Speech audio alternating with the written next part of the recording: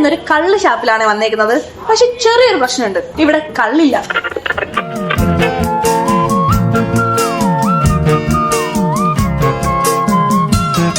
ഓരോ ഡിഷിനും ഒരു കഥ ഒളിപ്പിച്ചു വെച്ചേക്കുന്ന ഷെഫ് ജുബീഷിന്റെ ഒരു തെക്കൻ ഷോപ്പ്. നമ്മൾ കൊച്ചിലെ മാങ്ങയും കൊച്ചുള്ളിയും എണ്ണയും പച്ചമുളകും മുളക് പൊടി എല്ലാം കൂടെ ഒരു വാഴയിലയിൽ പൊതിഞ്ഞ് അത് കവറിലിട്ട് അടിച്ചു പൊട്ടിച്ച് കഴിക്കത്തുണ്ടായിരുന്നില്ലേ? ആ സെയിം ഐറ്റം ആണിത്. ഇതിങ്ങനെ അടിച്ചു പൊട്ടിച്ചിട്ട് വാഴയിലയിലോട്ട് അങ്ങോട്ട് ഇട്ടങ്ങോട്ട് തരും. ഒറ്റ ബൈറ്റിൽ തന്നെ ഞാൻ എന്റെ കുട്ടിക്കാലത്തിലെത്തി. എന്താ ടേസ്റ്റ്! ഇതൊരു മസ്റ്റ് ട്രൈ ആയിട്ടാണേ. അങ്ങനെ നമ്മുടെ നെക്സ്റ്റ് ഐറ്റം എത്തി, ചൂണ്ടക്കാരൻ ചെമ്മീൻ. കൊണ്ടുവെക്കുമ്പോ തന്നെ ഭയങ്കര ടെംപ്റ്റിംഗ് ആയിട്ടുള്ള ഒരു ഐറ്റമാണ് ഇത്.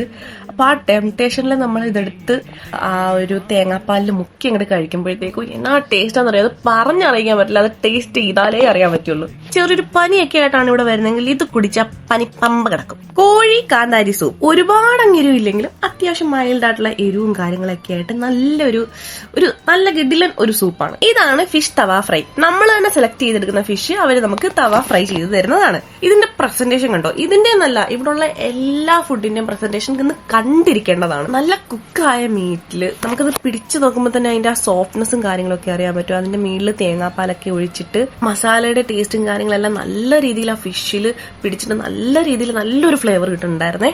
ഒരുപാട് സ്ഥലത്തുനിന്ന് ഞാൻ പാൽക്കപ്പ കഴിച്ചിട്ടുണ്ടെങ്കിലും ഇങ്ങനെ ഒരു പ്രസന്റേഷൻ വേറെ എങ്ങും ഞാൻ കണ്ടിട്ടില്ല. പിന്നെ കപ്പ വന്നു, ചിക്കൻ റോസ്റ്റ് വന്നു, ഞണ്ട് കറി വന്നു.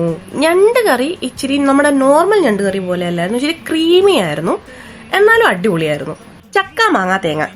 ഈ ചക്കയും മാങ്ങയും തേങ്ങയും നമ്മൾ സെപ്പറേറ്റ് കഴിച്ചിട്ടുണ്ടെങ്കിലും ഇത് മൂന്നും കൂടെ മിക്സ് ചെയ്തൊരു ജ്യൂസ് ഉണ്ടാക്കുമ്പോൾ അതിനൊരു യുണീക്ക് ആയിട്ടുള്ള അടിപൊളി ഫ്ലേവർ ഉണ്ടെന്ന് ഇത് കുടിച്ചപ്പോഴാണ് എനിക്ക് മനസ്സിലായത്. ഭയങ്കര നമുക്ക് പറഞ്ഞറിയിക്കാൻ പറ്റാത്തൊരു ഫ്ലേവർ ആണ് ഇത്. എന്തുകൊണ്ട് നേരത്തെ നമ്മൾ വീട്ടിലൊക്കെ ഇത് അവൈലബിൾ ആയിട്ടുള്ള സാധനങ്ങൾ ട്രൈ ചെയ്തില്ല എന്നാണ് ഞാൻ ആലോചിച്ചിരുന്നു പോയത്. ഇതാണ് ചക്ക വരട്ടിയതും അതിനകത്ത് വാനില ഐസ്ക്രീം പ്ലസ് പപ്പടം പ്ലസ് പഴം മിക്സ് ചെയ്ത് ഈ ചട്ടുകം വെച്ചിട്ട് കുത്തി ഇളക്കി തരുന്നത്.